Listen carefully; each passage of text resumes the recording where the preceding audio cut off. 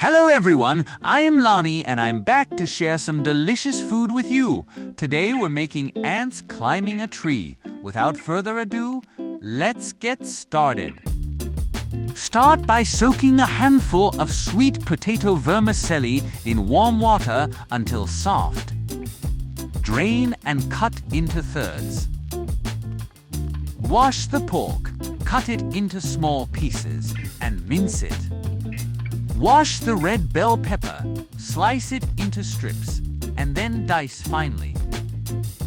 Wash and slice the ginger, then mince it. Peel and mince the garlic cloves. Heat oil in a pan. Once hot, add the minced pork and stir-fry until it changes color. Add the diced red pepper, ginger, and garlic, and stir-fry until fragrant. The aroma should start filling your kitchen. Next, add the vermicelli to the pan. Add a small spoonful of water and soy sauce for color.